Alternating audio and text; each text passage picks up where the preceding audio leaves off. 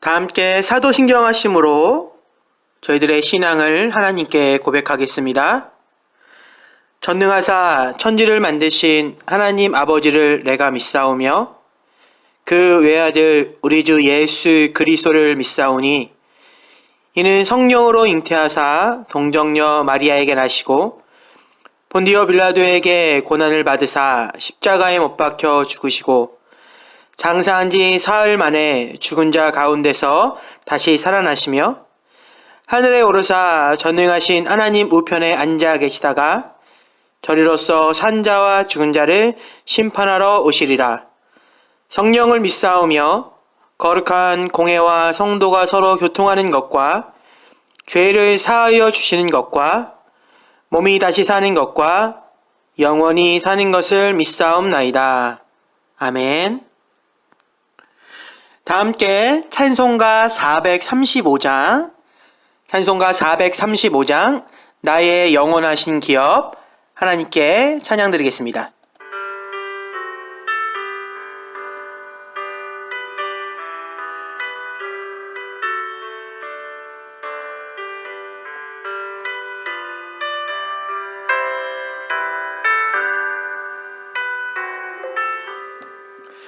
나의 영원하신 기업 생명보다 귀하다.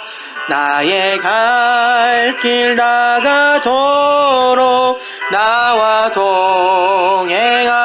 동행하소서. 주께로 가까이 주께로 가오니 나의 갈 길 다가도록 나와 동행하소서. 세상 부귀 아니람과 모든 명예 버리고 험한 길을 가는 동안 나와 동행하소서. 주께로 가까이 주께로 가오니 나의 갈 길 나가도록 나와 동행하소서. 어두운 골짝 지나가며 험한 바다 건너서 천국문에 이르도록 나와 동행하소서.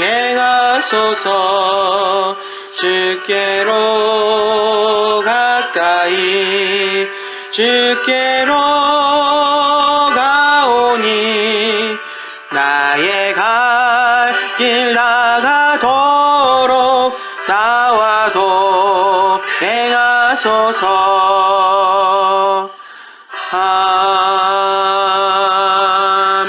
아멘. 예배를 위해 기도하겠습니다. 하나님, 이 시간 믿음의 교우들이 하나님께로 나아갑니다. 기도하는 이 순간 바쁜 삶 속에 있고 있었지만 살아계신 하나님께서 저희 마음속에 찾아오심을 깨닫습니다. 저희들은 하나님을 떠나지만 매번 하나님 앞으로 이끄시는 그 변함없는 은혜와 포기하지 않는 그 사랑에 다시금 감사를 드립니다. 바라기는 저희들이 인생을 어떻게 살아야 할지 몰라 그냥 열심히만 사는 그런 어리석음에서 이제는 벗어나 날 위한 하나님의 계획을 발견하도록 인도하여 주시옵소서. 이 시간 전해지는 말씀이 저희들의 삶의 이정표가 되길 진심으로 소망하며 예수님의 이름으로 기도드립니다. 아멘. 하나님의 사랑과 은총이 이 시간 예배 가운데 가득하기를 축원합니다. 믿음의 가족분들은 고전문학 하면 어떠한 생각을 하시나요? 왠지 촌스럽고 고리타분하다는 편견이 있을지 모르겠습니다. 바로 제가 그랬습니다.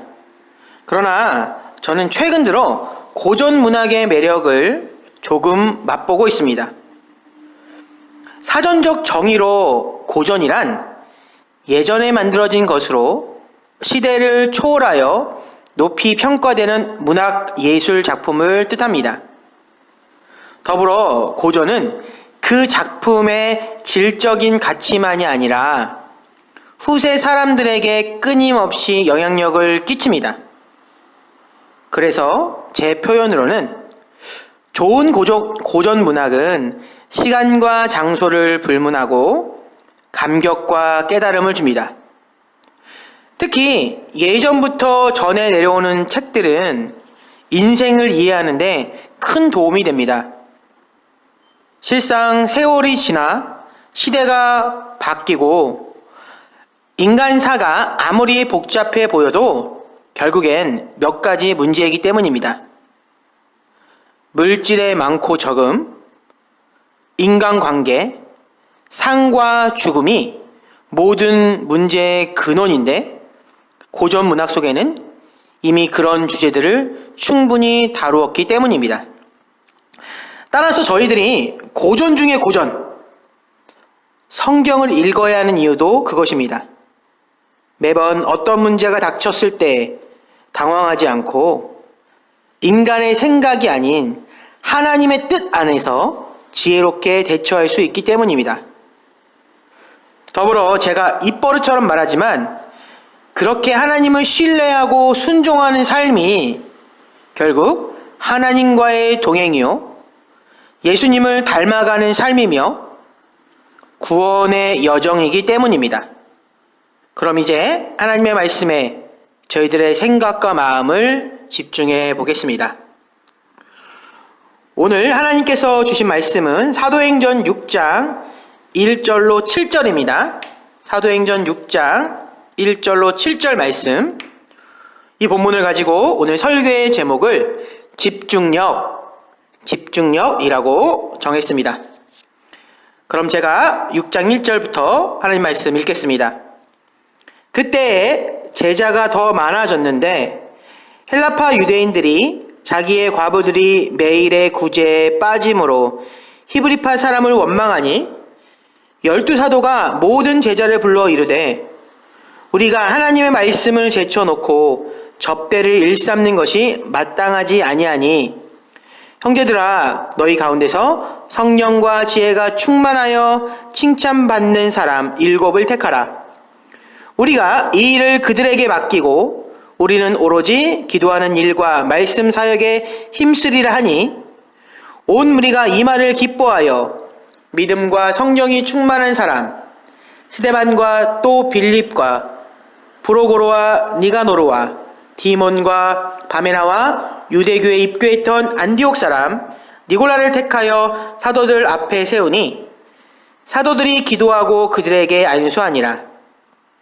하나님의 말씀이 점점 왕성하여 예루살렘에 있는 제자의 수가 심히 많아지고 허다한 제사장의 무리도 이 도에 복종하니라. 아멘.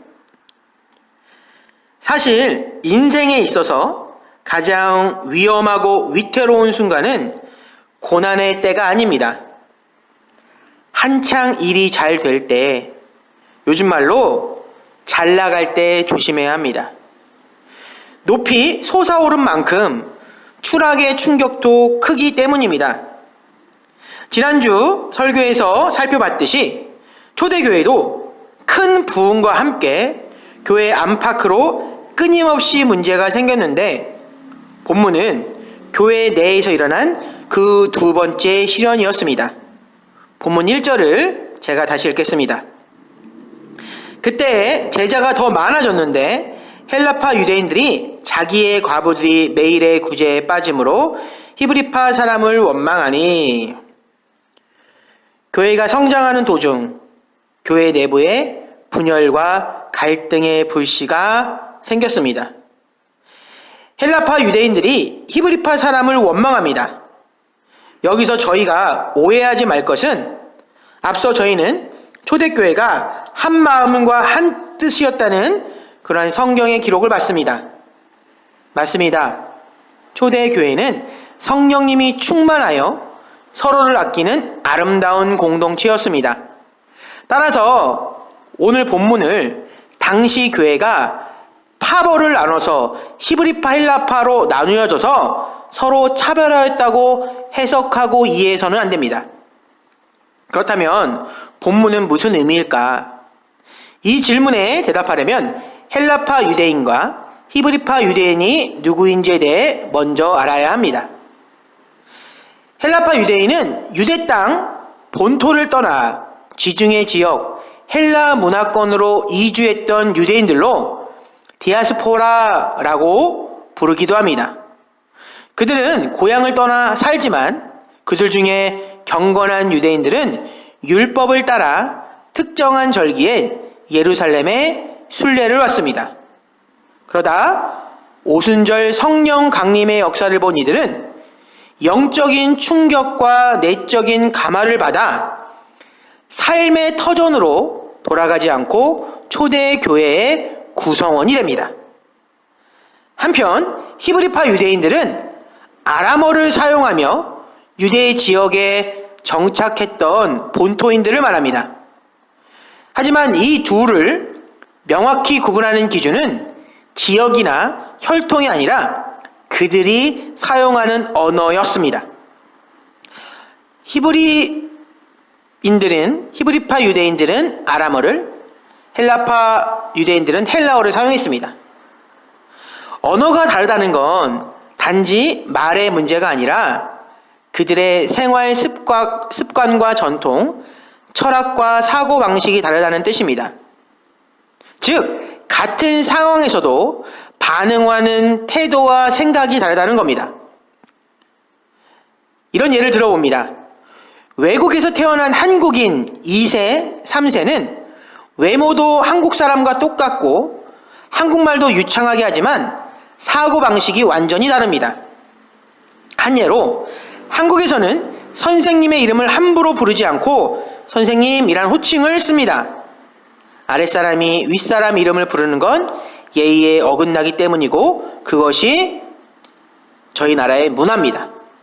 그런데 미국 문화에서는 티처, 선생님을 티처라고 부르면 그거는 선생님을 존중하지 않는 겁니다. 그 사람의 정확한 이름을 불러줘야 합니다. 이처럼 언어가 다르다는 것은 다른 문화, 다른 판단을 하게 만듭니다. 따라서 헬라파 유대인과 히브리파 유대인들은 언어가 달랐기에 의도치 않은 문제가 일어날 가능성이 이미 충분히 있었습니다. 그리고 성경학자들에 의하면 당시 초대교회는 두 종류의 구제가 있었습니다. 하나는 매일의 구제였고 또 다른 하나는 주간 구제였습니다. 매일 구제란 말 그대로 매일 먹을 것과 필요한 것을 나눠주었고 주간 구제는 일주일 단위로 하루 2끼씩 총 14끼에 해당하는 식량을 매 주마다 궁핍한 사람들에게 나눠주는 구제였습니다. 그런데 이러한 매일 구제와 주간 구제의 대상이 다릅니다. 주간 구제는 누가 받았을까요? 주로 히브리파 사람들이 바로 구제의 대상입니다. 그들은 그 지역 주민이기에 매일 구제할 필요가 없었고 일주일에 한 번씩 구제를 받아다 집에 음식을 저장해 놓고 먹으면 됩니다.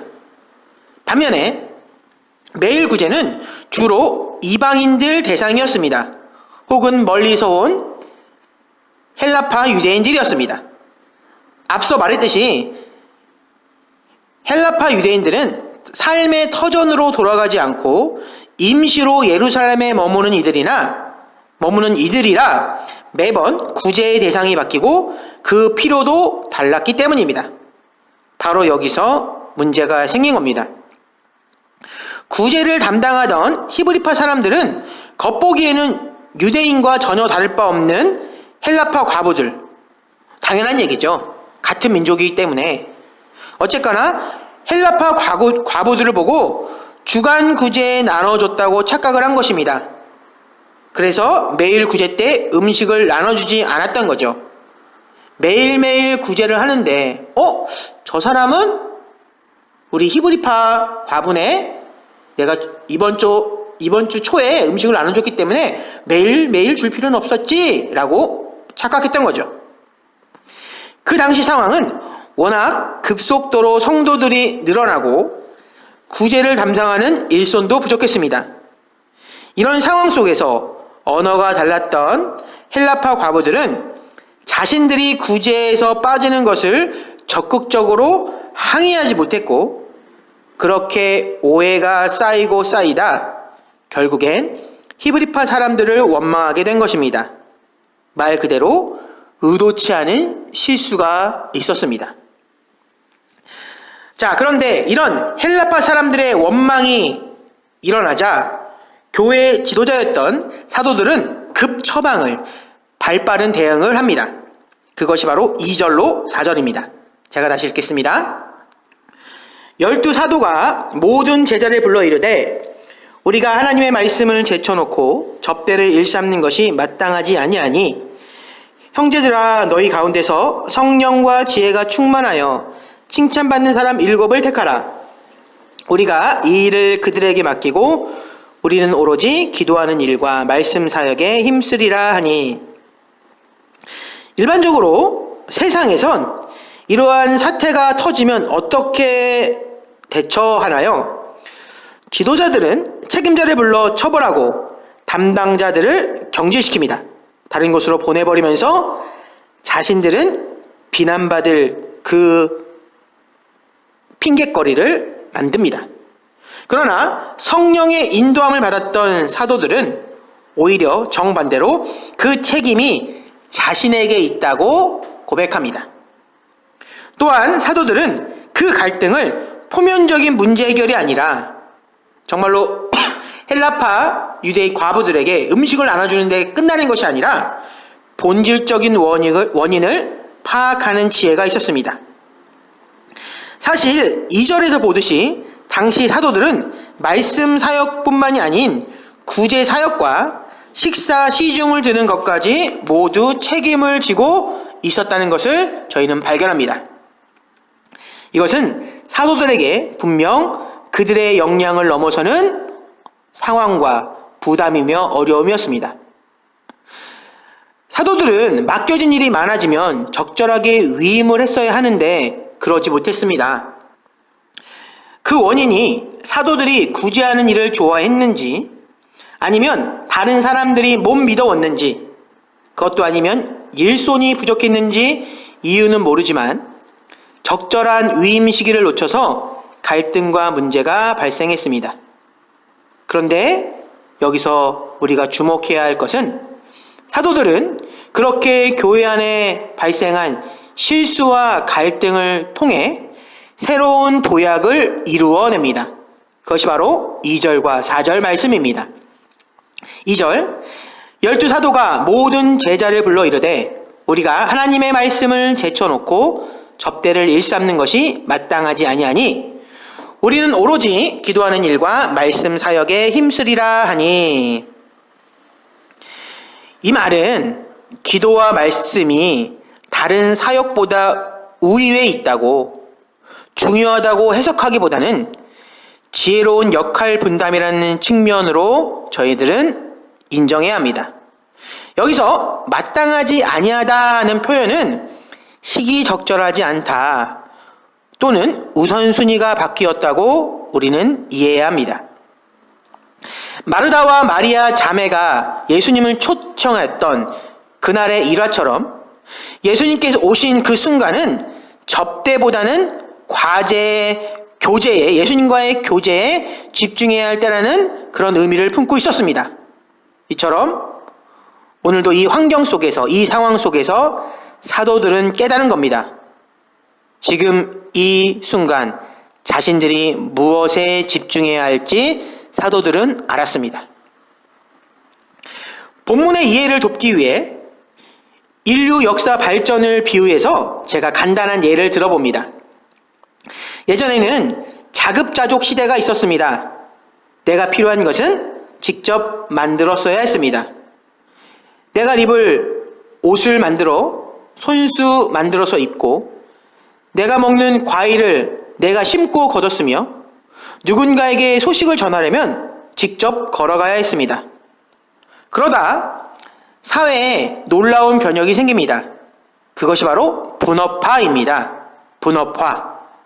손재주 좋은 사람은 옷만 계속 만들고 농장 가꾸는데 소질이 있는 이는 과수원만 관리하고 발걸음이 빠른 사람은 소식을 전하는 것을 자신의 직업으로 삼았습니다.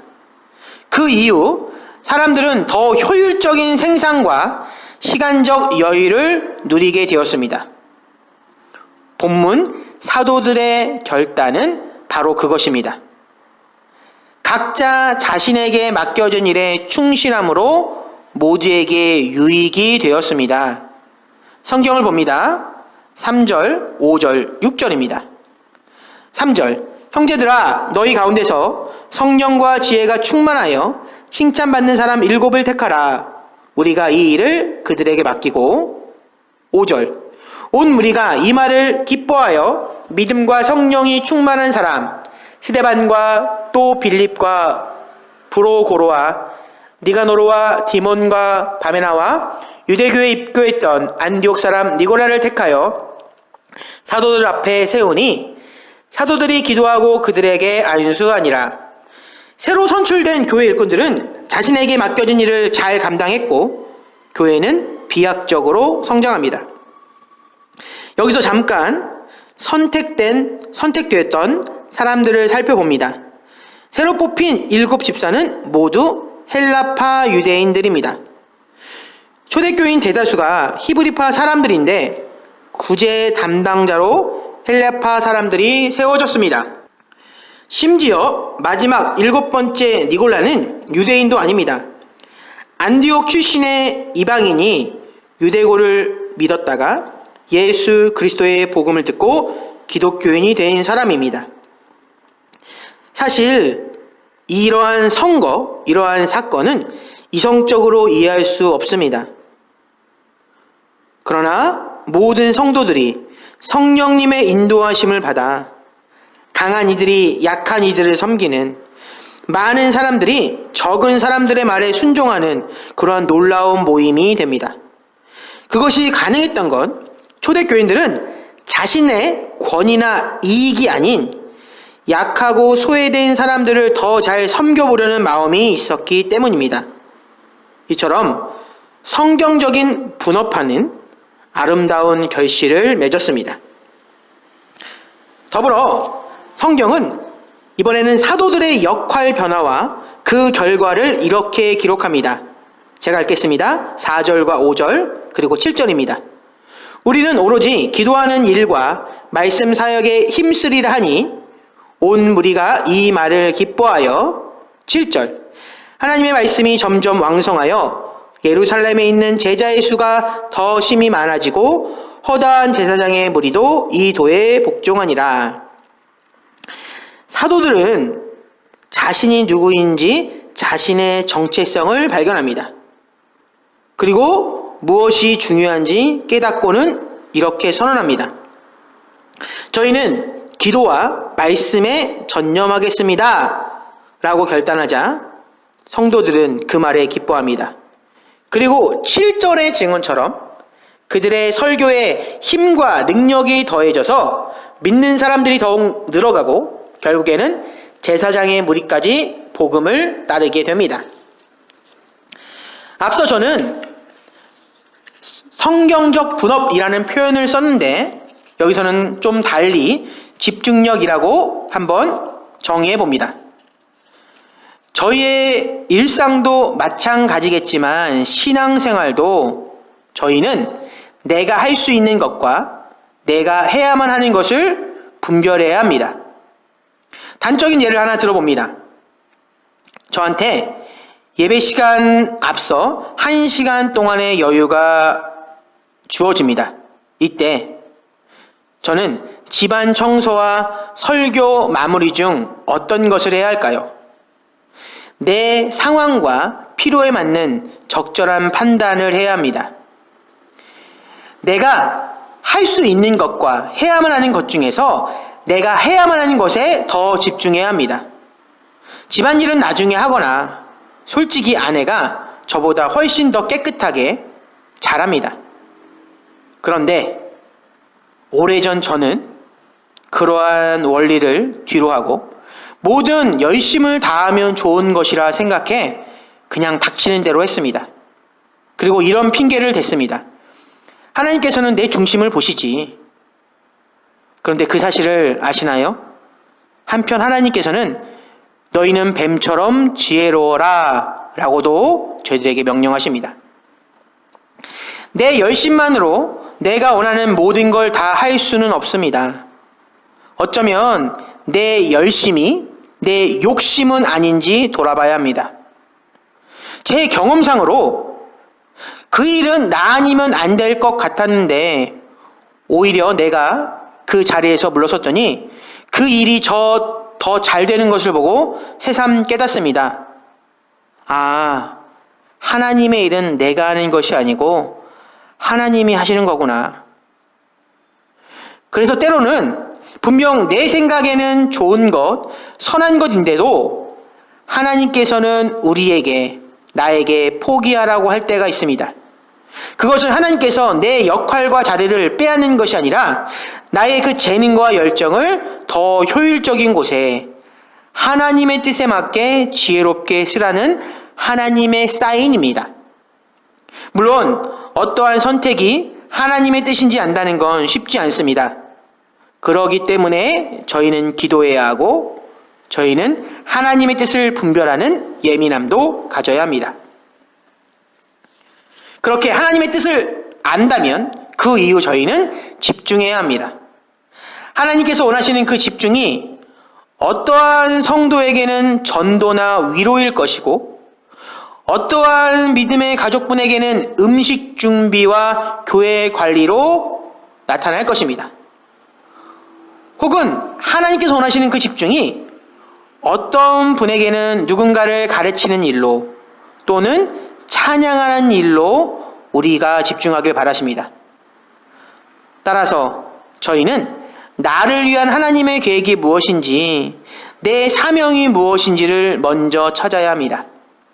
그리고 이렇게 하나님께서 각자에게 맡겨진 역할과 임무가 있음을 깨닫게 되면, 내가 확신하게 되면 교회는 더욱 힘있고 서로를 배려하는 공동체가 됩니다. 무슨 말일까요? 인원만 많고 자신이 할 바를 몰라서 갈팡질팡하는 오합지졸이 아니라 하나님께서 계획하시고 세우신 정확하게 내 자신의 역할을 감당하는 소수정예 부대가 됩니다. 더불어 각자의 역할에 집중하는 건 교회 안에서 혹여나 발생할 수 있는, 일어날 수 있는 다른 이들을 향한 비난과 원망도 사라지게 만듭니다. 무슨 말일까요? 아, 글쎄 저 집사님은 왜 이렇게 음식 솜씨가 없어? 아닙니다. 그분은 전도와 위로의 은사를 하나님께 받은 분입니다. 그분이 집중할 자리는 그곳입니다. 아니 저 권사님은 답답하게 왜 이렇게 말수가 적어? 아닙니다. 그분은 기도로 교회를 세우시는, 기도에 집중하시는 분입니다. 아니 목사님은 왜 이렇게 살이 쪄? 일단 저는 물만 먹어도 살이 찌는 스타일입니다. 웃자고 한 말인데 음성만으로는 오해가 생길 것 같네요. 요점은 제가 집중해야 될 곳, 설교와 기도가 아닌 다른 곳에, 그곳에는 부족해도 이해해달라는 말입니다. 가끔은 옷 스타일이 마음에 안 들어도, 가끔은 실없는 말을 해도 여러분들이 사랑으로 품어주기를 소망합니다. 오늘 본문에, 오늘 말씀에 매듭을 맺습니다. 하나님께서는 각자에게 맞는 재능을, 달란트를 주셨습니다. 우선 본문을 통해 교회는 분업화의 효율성을 알고 각 성도들은, 믿음의 가족들은 내가 있어야 할 자리를 찾으십시오. 하나님께서 나를 기도의 사명을 주셨는지, 나에게 기도의 자리를 맡기셨는지, 내게 찬양을 하셨는지, 교사의 재능을 주셨는지, 위로와 전도의 뜨거움을 주셨는지, 교회 관리에 관심을 주셨는지 우리는 나에게 맡겨진 하나님의 뜻을 발견해야 합니다. 그렇게 날 위해 예비하신 하나님의 뜻을 알고 나면 내게 맡겨진 그 역할에 집중해야 합니다. 또한 저희가 잊지 말아야 할 건 교회는 회사가 아닙니다. 교회는 이익을 추구하는 단체가 아닙니다. 교회는 오직 진리와 사랑을 선포하고 그 선포된 진리와 사랑을 실천하는 데 집중해야 할 장소입니다. 저희는 함부로 남을 판단하지 말고 다른 이들의 장점을 인정하고 칭찬하는 데 애써야 합니다. 바라기는 저희 교회가 초대교회처럼 하나님이 이끄시는 교회가 되길 진심으로 축복하고 축원합니다. 허락하신 말씀에 의지하여 기도하겠습니다. 하나님, 오늘 본문을 통해 저희는 갈등을 극복하는 교회의 모습을 봤습니다. 인간들의 모임이기에 분명 크고 작은 문제가 생기지만 성령님께서 함께 하시기에 오히려 위기를 기회로 바꾸는 역사를 봅니다. 더불어 저희들은 하나님께서 계획하신 그 시간, 그 장소에 하나님의 일꾼으로 쓰임받기 원합니다. 내 바람과 열심이 아닌 하나님의 선하신 일꾼이 되도록 인도하여 주시옵소서.